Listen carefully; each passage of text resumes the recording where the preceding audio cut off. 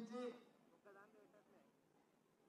నరేంద్ర మోడీ ప్రభుత్వం ఏ రకంగా ప్రజల ఆస్తులను సెబీ ద్వారా షేర్ మార్కెట్ ద్వారా కొల్లగొడుతున్నారో ఒక సంచలనాత్మకమైన నివేదికనిచ్చి బయటపెట్టింది. ఆ వివరాలకు సంబంధించి రాజ్యసభలో లోక్సభలో జాతీయ స్థాయిలో శ్రీ మల్లికార్జున్ ఖర్గే గారు, శ్రీమతి సోనియా గాంధీ గారు, శ్రీ రాహుల్ గాంధీ గారి నేతృత్వంలో చట్టసభలలో కొట్లాడడమే కాకుండా सड़क से लेकर संसद तक जगह जगह पे इनके खिलाफ आवाज उठाए, मगर प्रधानमंत्री उनके परिवार ने अडानी को बचाने के लिए किसी का आवाज सुनने के लिए वो लोग तैयार नहीं है। इसीलिए leader of opposition in Lok Sabha Shri Rahul Gandhi ji Lok Sabha में आवाज उठाकर इनके खिलाफ कार्रवाई करने के लिए जॉइंट पार्लियामेंट्री कमेटी के लिए इन्होंने डिमांड किए, मगर नरेंद्र मोदी जवाब देना छोड़कर 4 दिन पहले ही राज्यसभा लोकसभा बंद कर बाहर भाग गए। इसीलिए आज हमारा अध्यक्ष, राष्ट्रीय अध्यक्ष खरगे जी, हमारे नेता राहुल गांधी जी ने ऐलान किया हर प्रदेश में ईडी ऑफिस के सामने धरना कर इस देश को कैसे अदानी प्रधानी लूट रहे ये बात जनता के सामने रखने के लिए ऐलान किए। इसीलिए आज के तारीख में एआईसीसी से दीपादास मुंशी जी, श्री सलमान कुर्सी जी, हमारे भाई डिप्टी सीएम भट्ट विक्रमार्का जी, मेरे साथ मंत्रियों, एमपी, एमएलसी, एमएलए और कांग्रेस पार्टी के वरिष्ठ नेता, कार्यकर्ता तक हजारों लोग इधर आज जमा होकर राहुल जी आवाज को मदद देने के लिए, राहुल जी आप संघर्ष करो, आपके साथ हम हैं, आपके साथ हम रहेंगे, ये जनता को लूटने वाले को जेल तक भेज देंगे, जेल के अंदर डालेंगे, तब तक हम आपके साथ में रहने के वादा कर सब लोग यहां मौजूद हुए। मित्रुलारा ఈ రోజు ప్రధానమంత్రి గారు పదే పదే రైల్వే స్టేషన్లో నేను ఛాయ్ అమ్మి దేశానికి ప్రధానమంత్రినైనా అని చెప్తుంటారు. అలాంటి పేదల కష్టాలు తెలిసిన వ్యక్తి ప్రధానమంత్రి అయితే తప్పకుండా పేదలకు మేలు జరుగుతుంది. దళితులు, గిరిజనులు, బలహీన వర్గాలు, మైనారిటీలకు ప్రభుత్వం యొక్క సంక్షేమ పథకాలు అందుతాయని దేశమంతా భావించింది. కానీ 2014లో ప్రధానమంత్రిగా నరేంద్ర మోడీ గారు బాధ్యత తీసుకున్న తర్వాత ఈ రోజు వెనక్కి తిరిగి చూస్తే 1947 ఆగస్టు 15 తారీఖు నుంచి దేశ స్వతంత్రం వచ్చినప్పటి నుండి 2014 వరకు దాదాపుగా 66-67 సంవత్సరాలు ఈ దేశం 55,000 కోట్ల రూపాయల అప్పులు చేస్తే నరేంద్ర మోడీ గారు 11 సంవత్సరాలలో 1,15,000 కోట్ల రూపాయల అప్పులు ఈ దేశం మీద తీసుకొచ్చి పెట్టిండు. ఇవాళ దాదాపుగా భారతదేశం 1,83 లక్షల కోట్ల రూపాయలు ఈ రోజు అప్పుల్లో ఉంటే ఒక్క నరేంద్ర మోడీ గారి నాయకత్వంలోనే 16 మంది ప్రధానమంత్రులు చేసిన దానికంటే 2 అంతల అప్పులు తీసుకొచ్చి దేశాన్ని అప్పుల ఊబిలో ముంచెండు. ఇవాళ దేశ ఆర్థిక వ్యవస్థను చిన్నాభిన్నం చేయడమే కాకుండా ఆనాడు చేసే అప్పుల కంటే 2 చేసి ఈ దేశంలో వారు నిర్మించింది కానీ వారు తీసుకొచ్చింది కానీ లేదు. ఆనాడు పండిత్ జవహర్లాల్ నెహ్రూ గారు education and irrigation is our priority అని వారి దేశంలో ఉన్న యూనివర్సిటీలన్నిటినీ సెంట్రల్ యూనివర్సిటీ నుంచి మొదలు పెడితే ఈ దేశంలో ఉన్న పేదలు చదువుకునే అన్ని యూనివర్సిటీలను ఆనాడు పండిత్ జవహర్లాల్ నెహ్రూ గారే మొదలుపెట్టిండ్రు.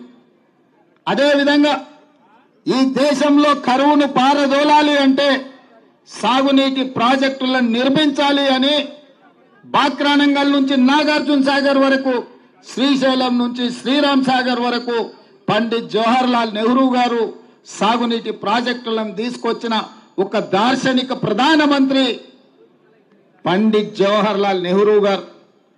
ఆ తర్వాత శ్రీమంతులకే అందుబాటులో ఉన్న బ్యాంకులను భూస్వాముల దగ్గర, జామీందారుల దగ్గర, జాగీర్దారుల దగ్గర వేలాది లక్షలాది ఎకరాల భూములను బ్యాంకులను జాతీయకరణ చేసి పేద ప్రజలకు బ్యాంకులను అందుబాటులోకి తీసుకొచ్చి పేదలకు అప్పులు ఇచ్చే విధంగా బ్యాంకులను తీర్చిదిద్దిన నాయకురాలు ఇందిరా గాంధీ గారు.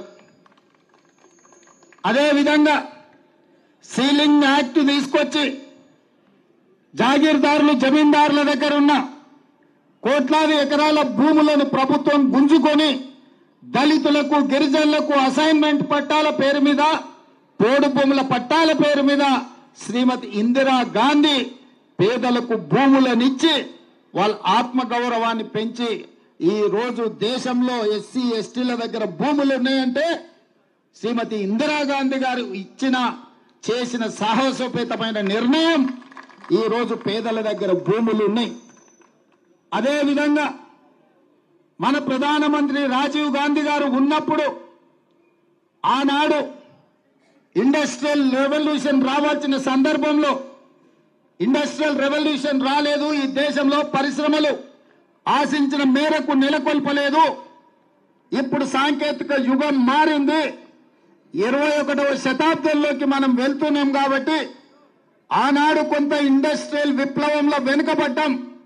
ఈ రోజు కంప్యూటర్ విప్లవం, కంప్యూటర్ రెవల్యూషన్ రావాలి దేశంలో అని చెప్పి ఈ దేశానికి కంప్యూటర్ ని పరిచయం చేసి సాంకేతిక నిపుణులనిచ్చి ఇవాళ టెలికాం వ్యవస్థను అభివృద్ధి పదం వైపు నడిపించి ఇవాళ ఈ దేశం ప్రపంచంతో పోటీ పడుతుంది.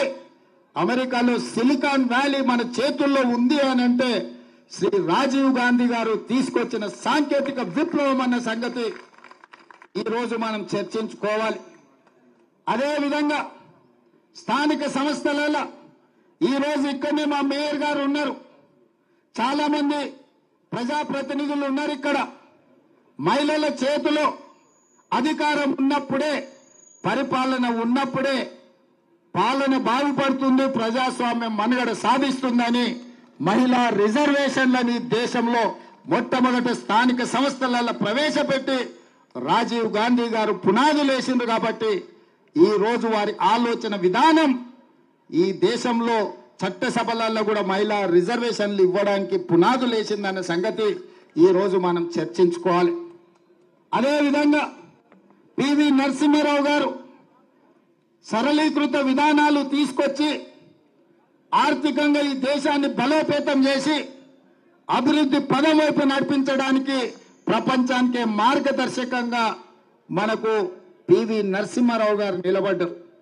ఈ విధంగా ఈ దేశాన్ని పండిత్ జవహర్లాల్ నెహ్రూ గారు, లాల్ బహదూర్ శాస్త్రి గారు, ఇందిరా గాంధీ గారు, రాజీవ్ గాంధీ గారు, అదేవిధంగా మన తెలంగాణ బిడ్డ పివి నరసింహారావు గారు ఎంతో విజ్ఞతతో భవిష్యత్తును ఆలోచన చేసి భవిష్యత్ తరాల కోసం ప్రాణ త్యాగాలే చేయడమే కాకుండా ఈ దేశం యొక్క ప్రణాళికలు రచించి అన్ని రంగాలలో ఈ దేశాన్ని ముందుకు నడిపించారు. మరి 2014లో నరేంద్ర మోడీ గారు అధికారంలోకి వచ్చిండు. నేను ఇవాళ అడుగుతున్న భారతీయ జనతా పార్టీ నాయకులను, ఆనాడు గుజరాత్ నుంచి నరేంద్ర మోడీ అమిత్ షా గుజరాత్ నుంచి బయలుదేరితే ఆనాడు స్వతంత్రానికి స్ఫూర్తినిచ్చిన మహాత్మా గాంధీ, అదేవిధంగా సర్దార్ వల్లభాయ్ పటేల్ కూడా గుజరాత్ నుంచే వచ్చి ఈ దేశ స్వతంత్రంలో అత్యంత క్రియాశీలక పాత్ర పోషించారు. ఆనాడు స్వతంత్ర పోరాటంలో ప్రపంచంలోనే గుజరాత్కు ఒక గొప్ప గుర్తింపు గౌరవాన్ని మహాత్మా గాంధీ గారు, వల్లభాయ్ పటేల్ గారు తీసుకొస్తే 2014లో అదే గుజరాత్ నుంచి ఇవాళ నరేంద్ర మోడీ, అమిత్ షా బయలుదేరి ఎంత అంతరం, ఎంత వ్యత్యాసం! ఆ ఇద్దరిని చూస్తే ప్రపంచమే నమస్కరించే విధంగా ఉంది. ఈ ఇద్దరిని చూస్తే ప్రపంచాన్నే దోసుకునే వ్యక్తులుగా ఇవాళ ప్రపంచం ముందర కనిపించింది. హమ్ దో హమారే దో అని ప్రకటనలు చూసేది. నరేంద్ర మోడీ, అమిత్ షా కలిసి అదానీ, అంబానీలను ఈరోజు గుజరాత్ నుంచి తీసుకొచ్చింది. ఈరోజు గుజరాత్ నుంచి వచ్చిన ఒక నలుగురు, నరేంద్ర మోడీ గారు, అమిత్ షా గారు, అదానీ గారు, అంబానీ గారు, ఈ నలుగురు ఈ దేశాన్ని చేతబట్టి దుష్ట చతుష్టయం ఈరోజు ఈ దేశాన్ని దోసుకుంటున్నారు. దోపిడీలో భాగంగానే సెబీ చైర్పర్సన్ గారు పాల్పడ్డ తప్పిదాల మీద విచారణ చేయండి, తక్షణమే ఆవిడను తొలగించండి, ఆవిడైనా రాజీనామా చేయాలి సెబీ చైర్పర్సన్ గా, లేకపోతే కేంద్ర ప్రభుత్వమే ఆవిడను తొలగించాలి అని మన నాయకుడు రాహుల్ గాంధీ గారు, మల్లికార్జున్ ఖర్గే గారు డిమాండ్ చేశారు. ఆ పని చేయలేదు. ఆ పని చేయనప్పుడు జరిగిన అవకతవకల మీద లోక్సభ, రాజ్యసభలో జాయింట్ పార్లమెంటరీ కమిటీని వేయండి అని కాంగ్రెస్ పార్టీతో పాటు ఇండియా కూటమి డిమాండ్ చేసింది. ఈ డిమాండ్ను అమలు చేయకపోను 4 రోజుల ముందే పార్లమెంటును వాయిదా వేసుకొని ఇవాళ భారతీయ జనతా పార్టీ ప్రభుత్వం పరారైపోయింది. అందుకే ఈరోజు ప్రజల దగ్గరికి వెళ్ళి ప్రజల సంపద ఏ విధంగా లక్షలాది కోట్ల రూపాయల దోపిడీ జరిగిందో ఈడీ కార్యాలయాల ముందు ఈడీ విచారణ జరగాలి. ప్రతి రాష్ట్రంలో ఈడీ అధికారులకు మీరు రిప్రజెంటేషన్ ఇచ్చి ఈ జరిగిన వేల లక్షల కోట్ల రూపాయల దోపిడీ మీద ఈడీ విచారణ జరగాలి, మీరు వెళ్ళి నిరసన తెలపండి అని చెప్పి మన పార్టీ అధ్యక్షుడు పిలిపించాడు. ఈరోజు మనమందరం ఈడ కాంగ్రెస్ పార్టీ అధ్యక్షుడు పిలుపు మేరకు ఈడీ కార్యాలయం ముందు గంటల కొద్దీ నిరసన తెలిపి ఈరోజు దేశ ప్రజలకు మనం చెప్పదలుచుకున్నాం, ఈ జాతి సంపద పేదలకు చెందాల్సింది కేవలం 2 వ్యక్తులకు దోషపెడుతున్నారు. మరో 2 వ్యక్తులన్న సంగతి ఇవాళ ప్రపంచానికి చెప్పాలి, ప్రపంచానికి తెలవాలి అని ఈరోజు మనం నిరసన కార్యక్రమంలో కూర్చున్నాం. ఇది అధ్యక్షుడు ఇచ్చిన పిలుపు కాబట్టి తెలంగాణ రాష్ట్రానికి ముఖ్యమంత్రి అయినా నేను కూడా మీలాక సామాన్యమైన కాంగ్రెస్ పార్టీ కార్యకర్తని కాబట్టి వేలాది మంది కార్యకర్తల మధ్యలో ఇక్కడ కూర్చొని ఈ నిరసన కార్యక్రమంలో పాల్గొనడానికి పార్టీ పిలిపిస్తే ముఖ్యమంత్రి అయినా, ప్రధానమంత్రి అయినా, ఎంత గొప్ప పదవిలో ఉన్నా పార్టీ పిలుపు మేరకు నిరసన కార్యక్రమాలలో పాల్గొనాల్సిందే. అధ్యక్షుడు ఆదేశం మేరకు ఇవాళ ముఖ్యమంత్రిని అయినా నేను ఇక్కడికి వచ్చి నిరసన కార్యక్రమంలో కూర్చున్నా. ఇది ప్రజా సంపద దోపిడీ. ఈ దోపిడీని అడ్డుకోవాల్సిన బాధ్యత ప్రతి కాంగ్రెస్ పార్టీ కార్యకర్త మీద ఉన్నది. అందుకే మిత్రులారా, ఇవాళ ఈ దేశం భారీ మూల్యాన్ని చెల్లిస్తుంది.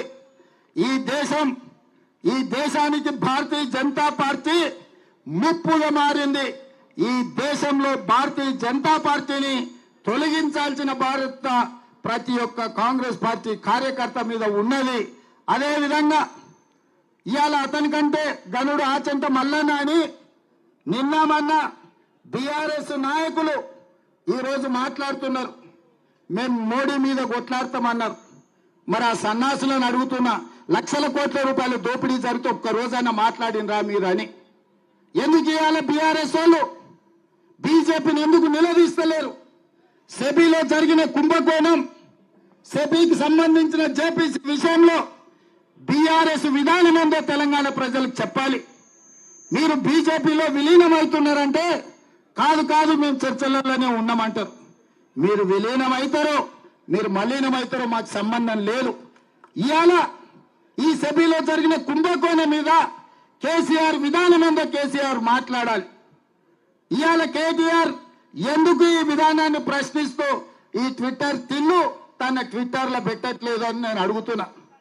అక్కడికి వచ్చేది అక్కడికి రాంది ప్రతి చిల్లర మల్లర విషయంలో స్పందించే కేటీఆర్ ట్విట్టర్లో ఎందుకు ఈరోజు ఈ దోపిడీని, ఈరోజు అదానికి అధ్వానంగా ఈ దేశాన్ని దోషపెడుతుంటే ఎందుకు ట్విట్టర్ తిల్లు ఈరోజు మాట్లాడతలేరని నేను అడుగుతున్నా.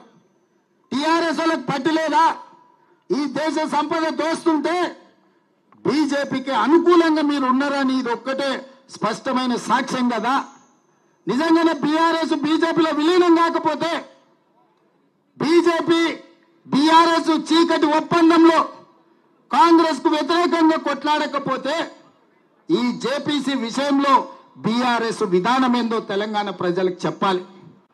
ఇవాళ ఆ సన్యాసులు మోడీని, అమిత్ షా గారిని మెప్పించడానికి, సంతోషపెట్టడానికి అంతర్జాతీయ ఎయిర్పోర్టుకున్న రాజీవ్ గాంధీ పేరు తీసేస్తామంటారు. సచివాలయం ముందర ఉన్న విగ్రహాన్ని తొలగిస్తామంటారు. నేను అడుగుతున్నా, మీ తాతలు ముత్తాతలు మీ మొత్తం జాతి వచ్చిన రాజీవ్ గాంధీ గారి విగ్రహాన్ని కూడా ముట్టుకోలేరు. మళ్ళొక్కసారి నేను చెప్పదలుచుకున్నా, రాజీవ్ గాంధీ విగ్రహం మీద చెయ్యేస్తే మీ ఈపు చింతపండు కాకపోతే నా పేరు మార్చుకుంటా అని నేను చెప్పదలుచుకున్నాను.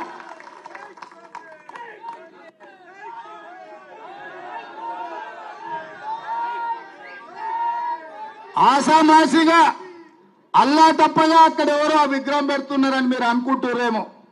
మేమే పెట్టినాం. ఒక పక్కన అమరవీరుల స్తూపం, ఇంకొక పక్కన తెలంగాణకు పరిపాలన అందించే సచివాలయం, ఆ మధ్యలో రాజీవ్ గాంధీ విగ్రహం. లక్షలాది మంది దేశం యొక్క స్వతంత్రం కోసం, ఈ దేశ సంపదను కాపాడే ప్రతి యువతకు ఆదర్శంగా ఉండే వ్యక్తి రాజీవ్ గాంధీ. అందుకే వారి విగ్రహాన్ని అక్కడ పెట్టుకున్నాం. నక్లెస్ రోడ్డు మీదకి వచ్చే లక్షలాది మంది రాజీవ్ గాంధీ గారిని చూసి, వారి విగ్రహాన్ని చూసి స్ఫూర్తి పొందాలి. వారి విధానాలు తెలంగాణ రాష్ట్రానికి స్ఫూర్తినివ్వాలి. తెలంగాణ రాష్ట్రం అభివృద్ధి పదం వైపు నడపాలి అన్నది మా ఆలోచన. అటు పక్కన అంబేద్కర్ విగ్రహం, ఇటు పక్కన ఇందిరాగాంధీ గారి విగ్రహం, ఇంకొక పక్కన పివి నరసింహారావు గారి విగ్రహం. లేని విగ్రహం వల్ల రాజీవ్ గాంధీదే. అందుకే ఈ లక్షలాది మంది కాంగ్రెస్ పార్టీ కార్యకర్తల ఆలోచనలో భాగంగా మా ప్రభుత్వం, మా మంత్రివర్గం అక్కడ రాజీవ్ గాంధీ గారి విగ్రహం పెట్టినాం. ఎవడు తొలగిస్తాడో రావాలి, తారీఖు చెప్పాలి అని చెప్పి నేను చెప్పదలుచుకున్నా.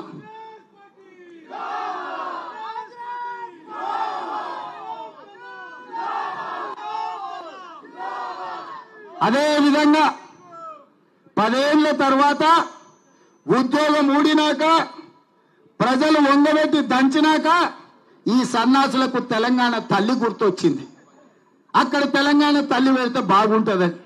మనకేమో ప్రజలకేమో తెలంగాణ తల్లిని పెట్టాలంటున్నాడు. ఆయననేమో మా అయ్య పోతే మా అయ్య విగ్రహం పెట్టుకుందాం అనుకుందాం, రాజీవ్ గాంధీ విగ్రహం ఎట్లా పెట్టారు అంటాడు. అందుకే తెలంగాణ తల్లి అంటే సోనియమ్మ కనిపించే తెలంగాణ తల్లి. ఆమె జన్మదినం డిసెంబర్ 9 నాడు. తెలంగాణ రాష్ట్ర ప్రకటన డిసెంబర్ 9, 2009 నాడు కేంద్ర ప్రభుత్వం మన్మోహన్ సింగ్ గారి నాయకత్వంలో చిదంబరం గారు ప్రకటన చేసింది. అక్కడ ఇక్కడ కాదు, ఈ రాష్ట్ర పరిపాలనను అందిస్తున్న సచివాలయం లోపట, బయట ఎక్కడో కాదు, సచివాలయం లోపట డిసెంబర్ 9 నాడు తెలంగాణ తల్లి విగ్రహం పెట్టే బాధ్యత మేము తీసుకుంటాం.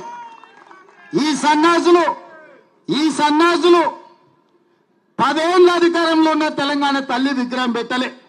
10 నెలల లోపలనే తెలంగాణ తల్లి విగ్రహాన్ని పెట్టి ఆ తెలంగాణ తల్లికి నిజమైన వారసులమని నిరూపించుకునే బాధ్యత ప్రతి కాంగ్రెస్ పార్టీ కార్యకర్తదని నేను చెప్పదలుచుకున్నా. అందుకే మిత్రులారా, ఇవాళ మనం రైతు రుణమాఫీ చేస్తే రైతులను రెచ్చగొట్టాలని వాళ్ళ కార్యకర్తలు రైతుల ముసుగులో ధర్నాలు చేస్తారు. నేను ఒక్కటే మాట చెప్పదలుచుకున్నా, ఏ రైతుకు రుణం రాకపోయినా, రుణం మాఫీ కాకపోయినా, ఏ రైతుకి ఏ సమస్య ఉన్నా ప్రతి కలెక్టర్ కార్యాలయంలో అధికారులను కౌంటర్ వేసి కూర్చోబెట్టి మీ సమస్యలు అక్కడ చెప్పుకోండి, వాటిని పరిష్కరించి మీకు రుణమాఫీ చేస్తామని చెప్పినాం.